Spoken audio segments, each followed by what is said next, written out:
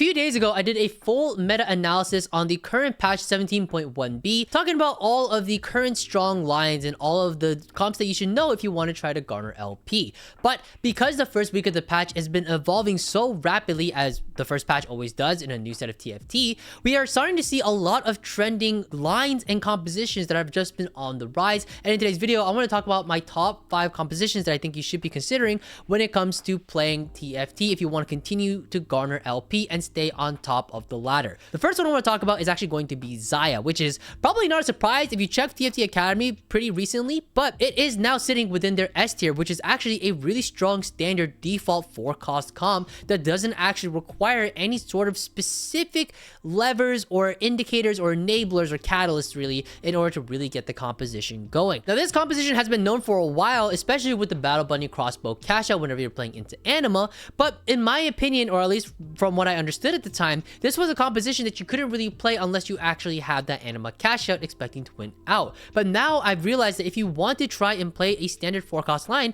this line can actually do fairly well. This is actually a game that Digital played yesterday, where he actually just played a really standard 4-cost game, just playing into Xayah without having any strong enablers or conditions to really get his compositions going to that like super high S tier range. No type of Space Groove emblem, no type of Anima cash outs or things like that. Just a very solid standard Xayah line. So definitely something to really consider in your games. And actually, I think this is probably going to be one of the better new defaults when it comes to playing the game. But of course, AP Flex, like we talked about in the previous meta-analysis, is still going to be very strong as a default. One thing I want to mention as well is that I think the board typically does run Narf to get that 3 meeple in, but 3 meeple is not actually that important. And actually, I wanted to highlight a specific unit here where instead of Nar, I noticed Digital in particular really liked playing Samira instead, especially if you could find a Samira 2 in order to hold the extra things such as Last Whisper. The reason why he actually prefers this instead of having the 3 meeple, from what I could understand, was that 3 meeple doesn't really do anything in particular that is like super substantial for your board,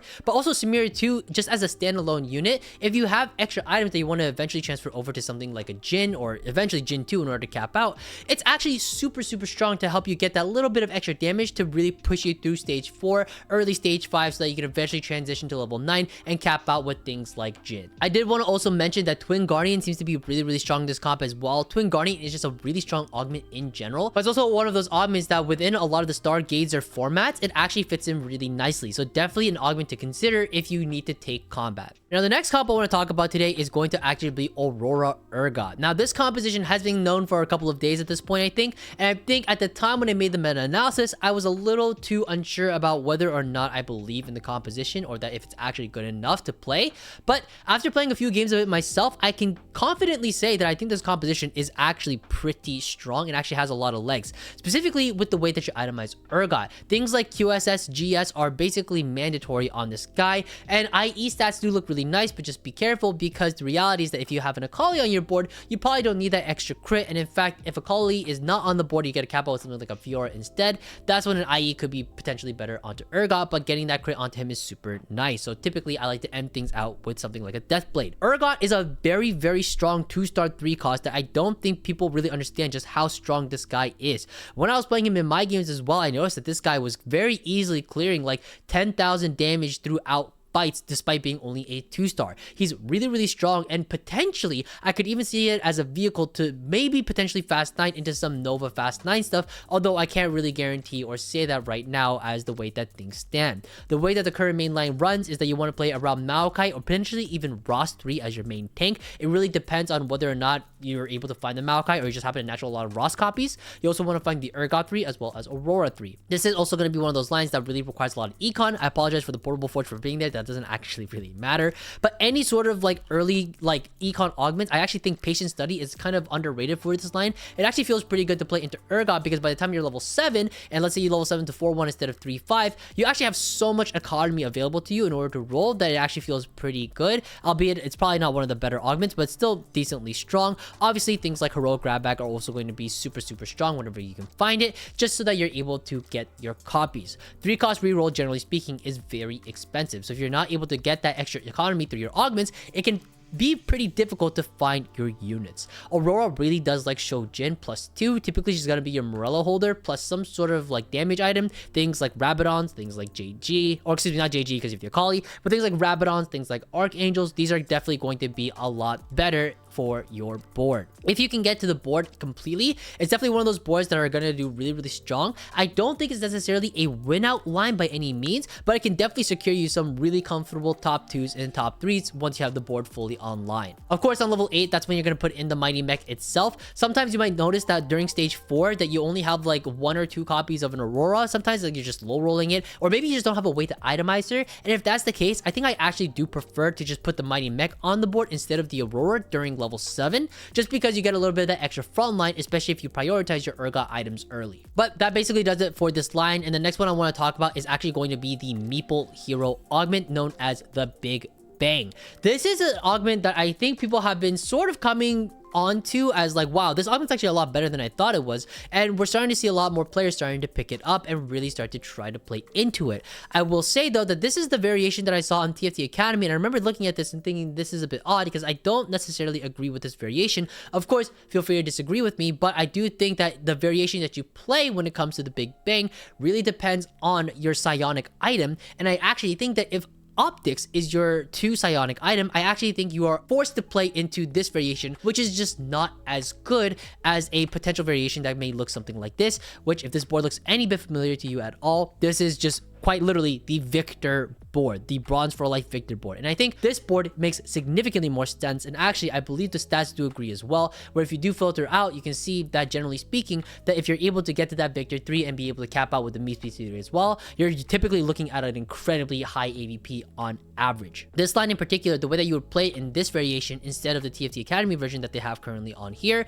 is that this variation that they have, you would roll on level 6. As soon as you're level 6, you just roll for that Meepsie 2 and that Pike 2, and then you slow roll on 6 till you find everything and you push levels, and it's a very standard 2-cost reroll board. I think this variation makes significantly more sense because the way that you approach this instead is that you get to play around really strong unit qualities such as units like Alawi, units like Victor, and the way that you play it is very similar to Syndicate TF from set 14, where essentially on 3-2, you roll until you find that Meepsie 2, stabilize throughout stage 3 with the Meepsie 2 and maybe a couple other upgrades, then on 4-1 you're level 7 and you roll for that Alawi to Victor 2, win, you know, a decent amount of fights. You're not going to win all of them, but win a handful of fights here and there, especially if you have Drone Victor, and then by 5-1, because you've been slow rolling throughout stage 4 ideally, you're able to eventually find Meepsie 3, Victor 3, and hopefully Alawi 3 as well. And if you can get to this board state, you should be in a really strong position. YBY1 actually ended up playing this variation as well, which I thought was really great. Shout out Go Booster who sent me this VOD review so I could check it out. But overall, this variation in my eyes is definitely the way you want to be playing this line when it comes to playing the Big Bang augment. Itemization wise, Edge of Night, JG, Hodge is going to be your go-to for Meepsie. I think ideally speaking, from typical spots, as long as you have a Meepsie plus like a decent slam, you're pretty much okay to take this augment. You also want to be looking for other items as well for Victor, so any like rods are going to be really great. But augments like Wand Overflow, for example, are really great in this line because this line can eat up a lot of rods. You can use things like your Rabadons, your JG, you can even get things like Morello if you want to eventually itemize Nami as well for like a tertiary carry. You can even do things like Victor 2 and then have Nami 2 on level 8 and then just itemize the Nami instead. You can even use things like Crown Guard for Alawi, Spark if you absolutely need it. There are so many wands, or excuse me, rods that can be used in this line that I think that can be eaten up quite a bit. So honestly, item augments I think are pretty S tier in this line overall, but obviously you're gonna want a lot of econ, so things like Prismatic Ticket, especially on 3-2, which is gonna be the only time you can take it in this line because you're not taking it on 2-1. So if you can find Prismatic Ticket, obviously I think that's gonna be an insta click because you are gonna want some type of economy if you want to be able to play this line. But that basically does it for this line itself. The next one I want to talk about today is actually going to be a Zoe Leona reroll board, or Vanguard Zoe. I think this board is pretty low on some tier lists in general, but I do think it's really underrated. Right now, what I see with this line and when it succeeds the most is when you actually get to play the HP scaling variation of this line And on top of that, just to put a little bit of extra juice into it, if you can get things like no scout, no pivot. This is a line that can really abuse no scout, no pivot quite a bit. And it's actually one of those lines that can actually do quite a lot for you as the game progresses, because as the game goes on, you are going to scale so much HP onto your unit. So specifically speaking, the Arbiter combination I wanted to highlight is when you spend 50 mana, your Arbiters gain a flat amount of permanent HP.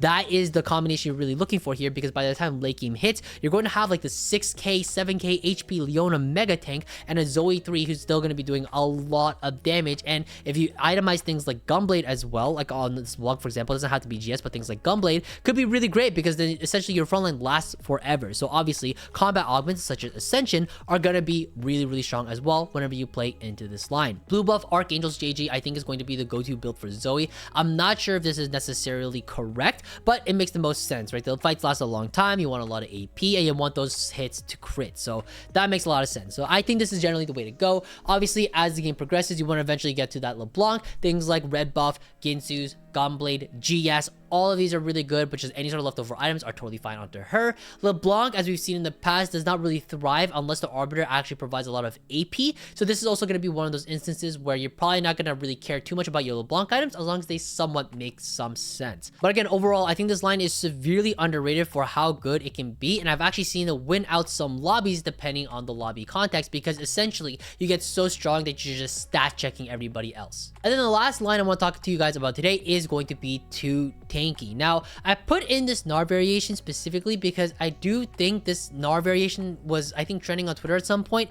and I did a little bit of investigation into it. But from my experience and from the VODs that I've seen of the gameplay of Gnar with too tanky, I've only seen a handful of them. But in all of the VODs I've seen it succeed, there were either some really ridiculous conditions that enabled the crap out of it, such as things like Radiant Ginsu's, or there were some like lobby contexts that just were really weak. So it was hard to really justify like, oh, this is a strong comp, because while the board did top 4, other players in the lobby weren't necessarily playing the most efficient boards or compositional lines. So that being said, I can't really like advocate for this line in particular. I think it's good to know that it exists if you get contested for too tanky. But that being said though, if you do take too tanky, I do think the better line to talk about is going to be Samira. This is sort of the main line when it comes to too tanky at the moment, especially because of the way that the composition works. There are just so many knockups built into this line. Nunu, Blitzcrank, Samira, you have a ton of ways to get knockups onto the board, and that way you're able to proc Samira's ability quite often, so then that way you're able to dish out quite a lot of damage, or essentially not her ability, excuse me, her passive. But itemization wise, you just want a ton of swords in this line. Things like DB, Shojin are really great. You can put extra swords onto Xayah as well if you want to cap out in that manner. Obviously, the second Samira will want to hold things like the utility, things like Last Whisper, things like your red buff. These are definitely the way to go. On Ornn specifically, for your main tank, you really do want 3 real tank items. The reason being especially is because with Ornn, the way that he works is that when he has 3 items, one of them actually becomes Radiant. So you want to make sure that you're stacking really strong items that if they turned Radiant, they would also provide a ton of value. Things like Radiant Gargoyles, things like Radiant Declaw, Radiant Warmogs, these are all really strong, especially in the current meta. That being said, the way that you navigate this line is actually straightforward. It's pretty similar to any other 3-cost reroll line. The idea is that technically speaking, you could totally sack all the way till 3-5, and when 3-5 hits, you can then roll to try to find the Samiras and the Ornns, try to stabilize a little bit, slow roll throughout the end of stage 3 to early stage 4, and then by stage 5-1, you're able to just cap out with 3-star Ornn, 3-star Samira, and try to win from there. I personally haven't seen this line win out any lobbies, but it's often been very close to winning out. So in the right context and when you're hitting within tempo, you're gonna be having a good time.